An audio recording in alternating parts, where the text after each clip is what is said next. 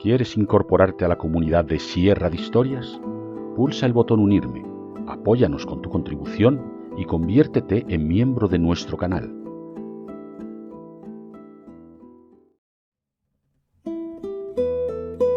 Sierra de Historias, con Alberto Garín.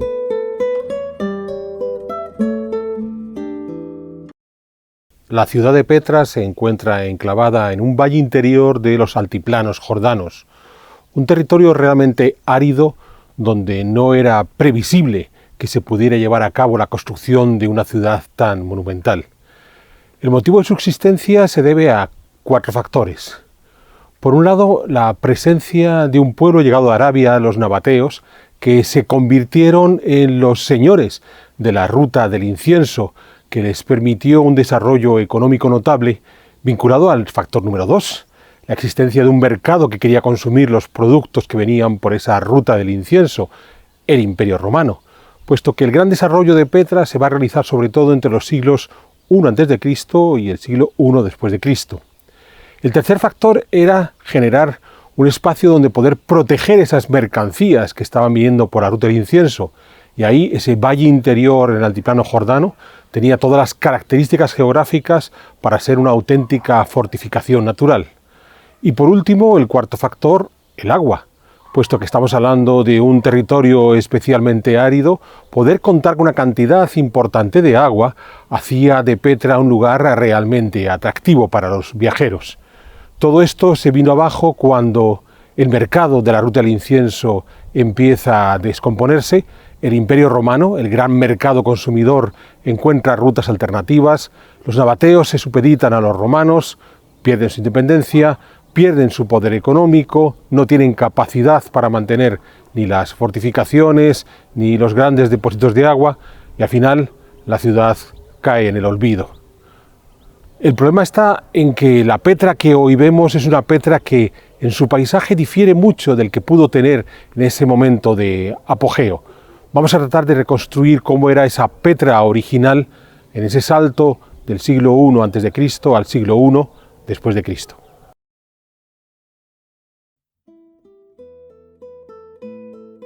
El Rif del Valle del Jordán es una alargada fosa tectónica que se extiende desde los altos del Golán, en Siria, hasta el Golfo de Áqaba, entre Jordania e Israel, a través del Mar de Galilea, el propio río Jordán, el Mar Muerto y el Valle de Arabá. La mayor parte de la frontera entre Israel y Jordania se sitúa en el fondo de esta fosa. La parte final, como acabamos de señalar, es el Valle de Arabá, una depresión de 166 kilómetros que drena en el Mar Muerto y que se sitúa entre el desierto del Negev y el sector del altiplano jordano llamado Jabal Sharat. Las montañas del Jabal Sharat son una cadena paralela al Valle de Arabá, por tanto en dirección norte-sur, que oscilan entre los 1200 y los 1700 metros de altitud. Están horadadas por numerosos wadis en dirección este-oeste que desembocan en el Valle de Arabá. Recordemos que los wadis son esas ramblas por donde discurre el agua de forma ocasional, por lo general en tiempos de lluvia, pudiendo llegar de manera torrencial. En uno de esos wadis que van de este a oeste, el Wadi Musa, se sitúa la ciudad de Petra. El wadi horadó el Jabal al-Qubtha abriendo un estrecho desfiladero, el Sik, hasta llegar a un pequeño valle interior relativamente ancho y plano, bien protegido por las montañas y al que drenan otros wadis, un valle en donde se situaron la mayor parte de las construcciones de Petra. El Wadi Musa sigue su recorrido hacia el noroeste hasta desembocar en el Arabá, generando un nuevo desfiladero, el Wadi Siyaj. Las caravanas que viajasen en dirección norte, al pie del Jabal Sharat, siguiendo aproximadamente la moderna Ruta 35 jordana, no estaban obligadas a cruzar Petra. La ciudad no surgió, por tanto, por ser un cruce de caminos, sino por su carácter de fortaleza natural, donde, además, era posible acumular el agua tanto del Wadi Musa como de esos otros wadis del valle interior. El control de estas corrientes de agua fue clave, pues hasta la construcción de los diques y acueductos en época nabatea, el área de Petra estaba sometido al albur del Wadi Musa, con largas temporadas de una fuerte sequía, intercaladas con momentos de lluvias torrenciales que arrasaban con todo. De ahí que las primeras ocupaciones que conocemos del Valle de Petra sean grupos prehistóricos seminómadas. Es a partir del 1200 a.C., cuando aparece el primer grupo que se sedentarizó en la zona, los edomitas, un pueblo semita que comenzó por ocupar el margen oriental del Arabá, donde hoy es Jordania. En el caso de Petra, sobre todo, se situaron en las terrazas que rodeaban el valle. Los edomitas alcanzaron su momento de apogeo entre los siglos 8 y 6 a.C., en gran medida al sacar ventaja de las rutas comerciales que empezaban a funcionar ya entre el Yemen y Siria. A comienzos del siglo VI a.C., aprovechando la destrucción del reino de Judá por parte de los babilonios, los edomitas cruzaron al otro lado del Arabá, al desierto del Negev, y subieron hasta las colinas de Hebrón, territorio que pasaría a conocerse como Idumea. El terreno que dejaron atrás fue ocupado progresivamente por los nabateos. Los nabateos era un pueblo seminómada de origen árabe que deambularon por el sur de Jordania desde el siglo VIII a.C. Hablaban lengua aramea, posiblemente adquirida al llegar a la zona. Con ese desplazamiento de los edomitas al oeste del Arabá, los nabateos asentaron en el territorio que habían ocupado aquellos, en torno a Petra, en el siglo VI a.C. A partir de ese momento encontramos a los nabateos en relación con los diferentes imperios que cruzaron por la región. Así, colaboraron con los persas en la conquista de Egipto a finales del siglo VI, o se enfrentaron a los seleúcidas, los herederos de Alejandro Magno en Siria, a finales del siglo IV y comienzos del siglo III a.C. Sin embargo, un siglo más tarde, a finales del siglo III a.C., los nabateos se aliaron con los seleúcidas en su lucha contra los egipcios de la dinastía Ptolomea. En ese siglo III a.C., los nabateos se convirtieron en los grandes comerciantes de la ruta del incienso, esa ruta tradicional que venía desde el Yemen y que llevaba resinas aromáticas e incienso al pujante mundo mediterráneo. Esto les permitió un notable crecimiento económico, pese a su casi permanente estado de guerra con sus vecinos, una guerra financiada en gran medida gracias al comercio del incienso. Es entonces cuando Petra comenzó a configurarse como una ciudad destacada, en esencia como un lugar seguro para almacenar las numerosas y costosas mercancías que llegaban desde el Yemen. A partir de ahí, los nabateos fueron extendiendo sus dominios por el país de Moab y hasta llegar al área de Damasco, en Siria, volviendo a enfrentarse con los seleúcidas, además de apoyar a mediados del siglo II a.C. a los macabeos, que buscaban independizar de nuevo el reino de Judea, precisamente de los seleúcidas. Sin embargo, desde finales del siglo II comenzó un largo enfrentamiento entre la dinastía asmonea de Judea, los herederos de los macabeos, y el reino nabateo. El motivo inicial fue la conquista de Gaza por el parte del rey asmoneo Alejandro Janeo, en el año 96 a.C.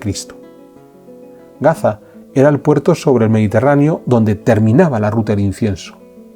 La toma de esta ciudad por parte del rey judío supuso un duro golpe para los nabateos, que iniciaron así un conflicto que había de durar 4 décadas y había de concluir cuando el rey Aretas III logró derrotar a Alejandro Janeo y ocupar la ciudad de Damasco, con lo que abrió una nueva puerta para comerciar con el Imperio Romano. Sin embargo, las peleas entre judíos y nabateos fueron aprovechadas precisamente por los romanos, que lograron someter a ambos reinos y convertirlos en estados vasallos. Sin embargo, tras varios años de paz, en el año 40 a.C. se reemprendió la guerra. El rey nabateo Malico II buscó la alianza de los persas partos, principales enemigos de Roma, para combatir tanto a los romanos como a sus aliados judíos, en ese momento ya gobernados por Herodes el Grande, quien además contaba con el apoyo de Cleopatra VII, la famosa faraona de Egipto.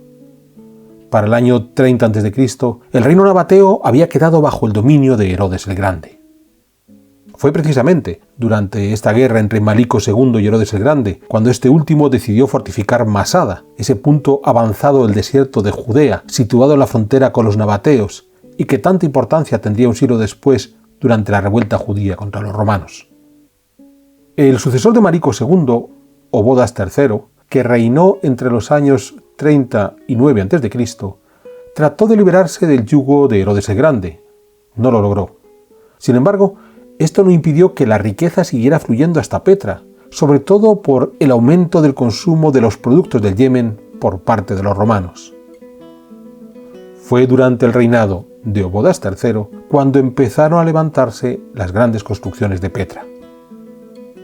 Aretas IV, sucesor de Obodas III, rey entre el año 9 a.C.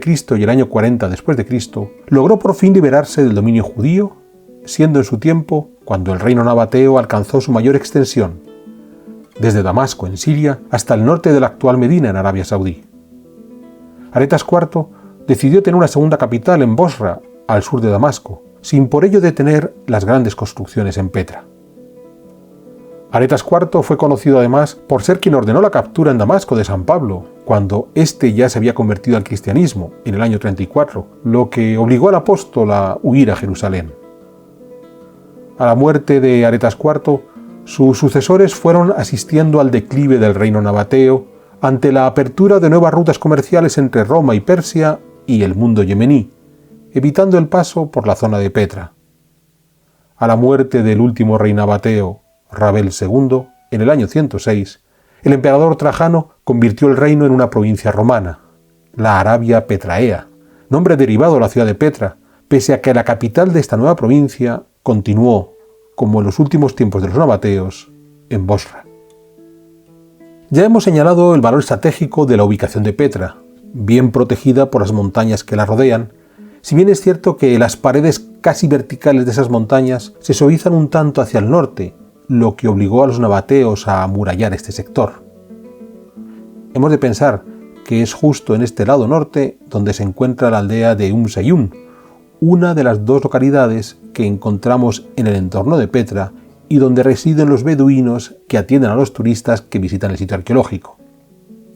La otra aldea es Wadi Musa, esta sí al otro lado de las montañas, donde comienza el desfiladero del Sikh.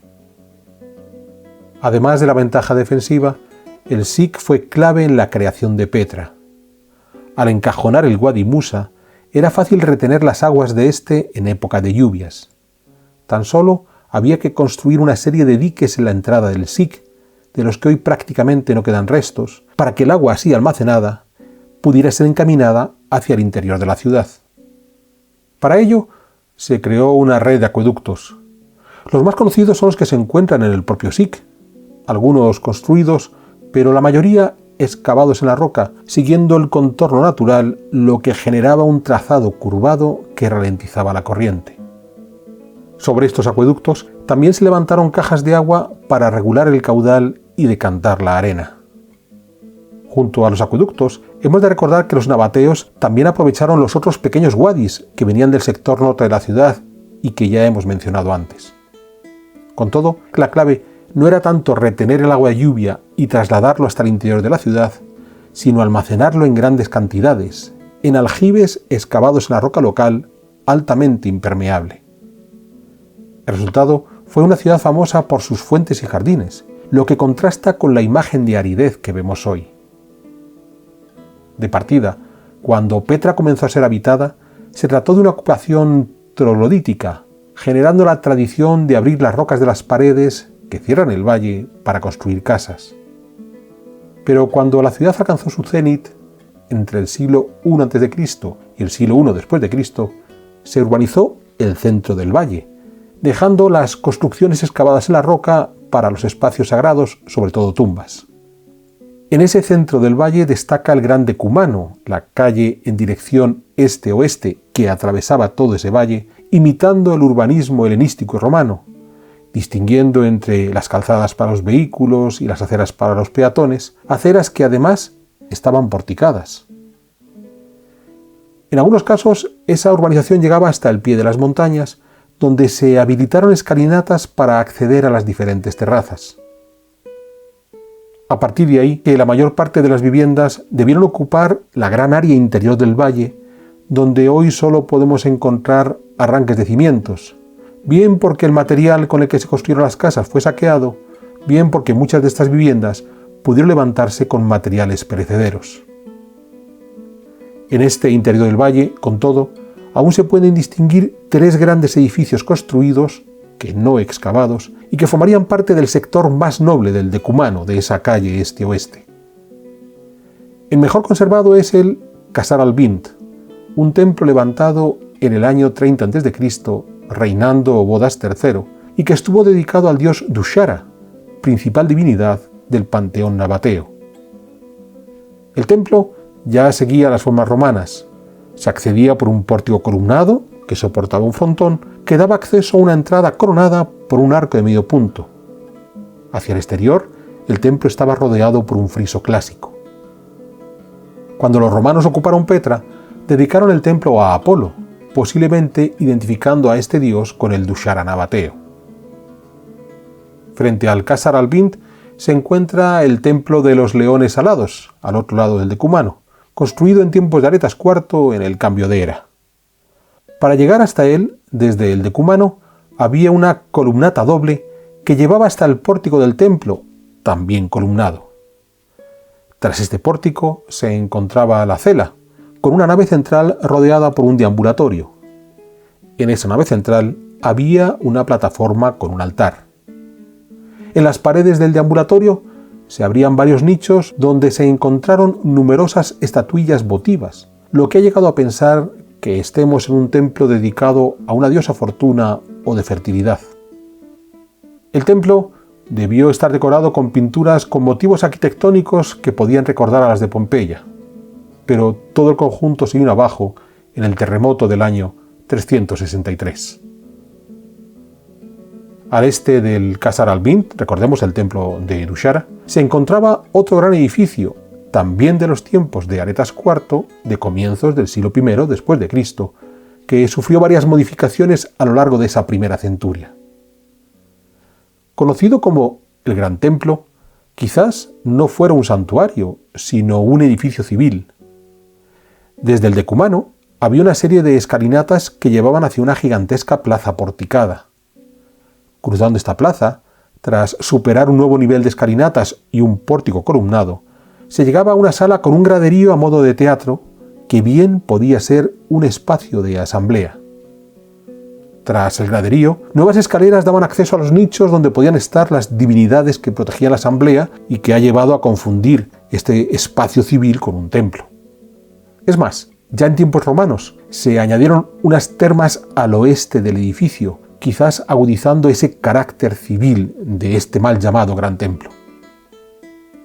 Más allá de estos 3 edificios construidos en elevación, la mayor parte de las estructuras nabateas conservadas en Petra y a las que debe su fama, se excavaron en la roca, ya como templos, ya la mayoría como tumbas, muchas de las cuales eran relativamente humildes, sencillos hipogeos con una fachada más o menos ornamentada, siempre tratando de evocar la arquitectura clásica. Este hábito de horadar las paredes de la montaña para colocar las tumbas, en ocasiones necesitando un complejo sistema de plataformas para acceder hasta los sepulcros, pero en todo caso buscando imitar las formas clásicas, con sus pórticos columnados, frontones y demás, se convirtió en una marca distintiva del mundo nabateo, como podemos ver en la otra gran ciudad nabatea excavada en la roca, Egra, hoy conocida como Madain Shaleh en Arabia Saudí.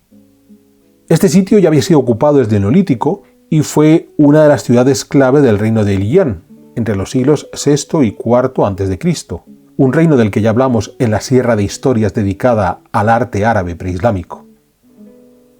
Pero las grandes construcciones excavadas en la roca ya son del periodo nabateo, en Egra, al igual que en Petra, entre el siglo I a.C. y el siglo I después de Cristo.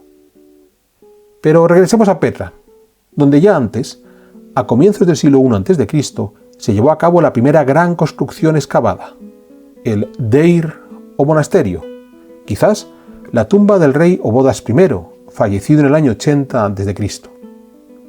El Deir es un edificio construido en una de las plataformas superiores del Jabal al-Deir, la montaña que cierra el valle de Petra por el oeste.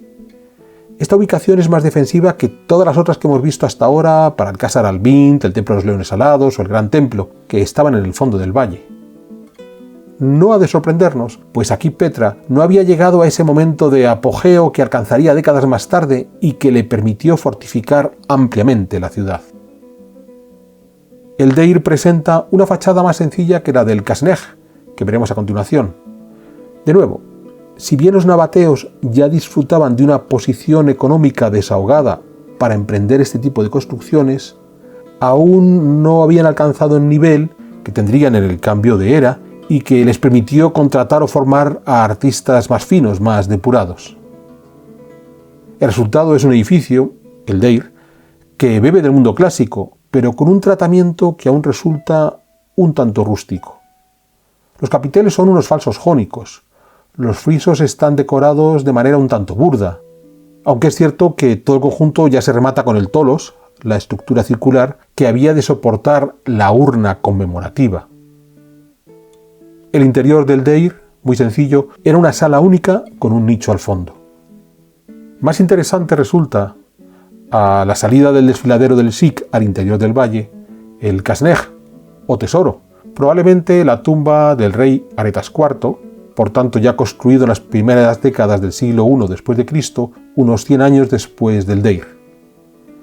El Qasnej es además el edificio más fotografiado por los turistas en Petra. En la parte superior de la fachada del Qasnej podemos darnos cuenta de la cantidad de material que retiraron para esculpir esta, que realmente quedó hundida respecto a la pared del acantilado. La fachada del Qasnej, como la del Deir, se desarrolló en dos niveles. En el inferior, un pórtico columnado rematado por un frontón. Por encima, un segundo nivel donde también se esculpió un tolos, recordemos la estructura circular, que soportaba la urna conmemorativa. Si observamos algunos detalles de la fachada, vemos como ahí sí sabían perfectamente manejar el lenguaje clásico, lo que no habían conseguido en el Deir. Vemos columnas de fuste liso sobre las que se colocan unos capiteles corintios que soportaban un entablamento con un arquitrabe recto, un friso decorado, en este caso con jarrones y motivos vegetales, una cornisa volada con mútulos y un frontón en cuyo tímpano volvemos a tener una decoración de motivos vegetales. Una riqueza en la articulación de la fachada que contrastaba, como ya ocurría en el Deir, con el interior. Pues en el interior tenemos solo una gran sala vacía a la que se abren otros 3 cuartos menores. Quizás en el del fondo alguna vez estuvo el sarcófago del rey, y quizás en todos pudo haber alguna decoración aplicada que fuera saqueada por los beduinos. Hay una última obra excavada en la roca que también entronca con la tradición clásica, el Gran Teatro. Levantado en la primera mitad del siglo I, una vez más durante el reinado de Aretas IV, fue ampliado en la primera mitad del siglo II ya bajo dominio romano. A los teatros romanos les hemos dedicado una sierra de historias. Más allá de que este teatro, como casi todos los teatros romanos, tenga el graderío apoyado a la montaña, y además aquí, en parte, excavado en esa montaña, lo interesante es ver cómo los nabateos, en esa aceptación del mundo clásico, incluso adoptaron las formas de entretenimiento propias del mundo helenístico en general y del romano en particular. Aquellas tribus árabes que habían llegado a las tierras de Edom siglos atrás se habían apuntado a la civilización romanizándose.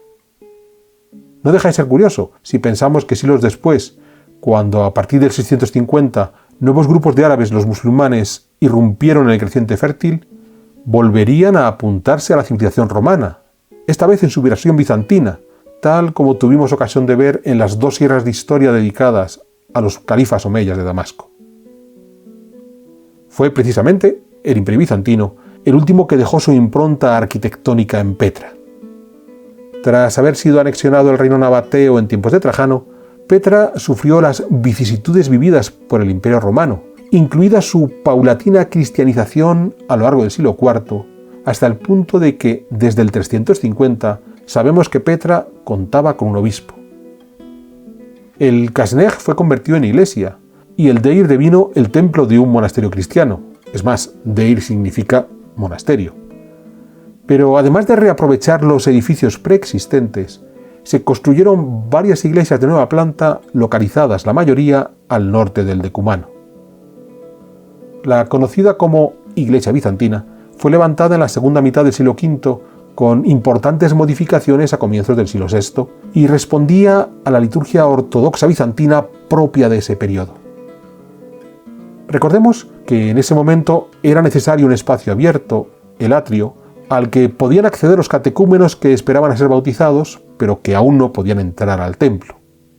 Es por ese atrio por donde se ingresa a la iglesia de Petra.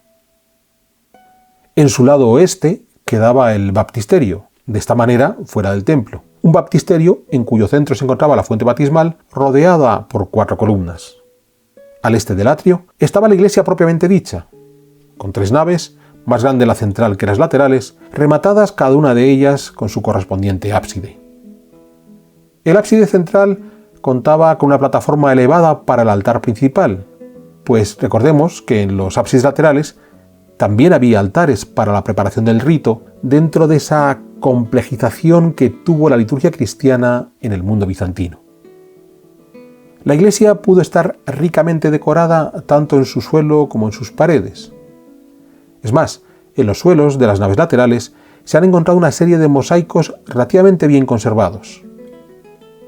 Son un grupo de paneles donde es posible ver un calendario, con las estaciones representadas de forma antropomórfica, hasta diferentes elementos de la creación, del océano a numerosas plantas y animales.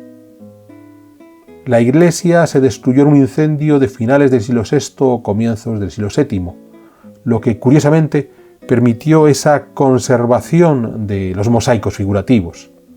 A partir de ese momento, Petra entró en una larga decadencia, volviendo a ser tan solo el lugar donde ponían sus campamentos de forma ocasional los beduinos de la región. Hubo que esperar a su redescubrimiento a comienzos del siglo XIX para que volviera a hablarse de la gloria de la ciudad y así recuperar la historia del reino nabateo. La historia de un pueblo que llegó hasta el Arabá, buscando asentarse en las cercanías de las sociedades más civilizadas del creciente fértil, para después convertirse en los principales mercaderes de la ruta del incienso, esa ruta que abastecía de productos orientales al mundo desarrollado de Roma y gracias a la cual los nabateos lograron crear la monumental ciudad de Petra. Por cierto, un crecimiento que se desarrolló en un mundo en guerra, porque quizás abastecer a esa guerra fue otro de los mercados nabateos. Pero esa ruta fue decayendo hasta su descomposición final con la conquista islámica de la región. En ese momento, sin el beneficio del gran comercio internacional, porque otras rutas se impusieron, la ciudad de Petra cayó en el olvido. Solo cuando las voces de gentes, llegadas de todas partes, volvieron a escucharse en el valle de Petra, la ciudad ha vuelto a resurgir.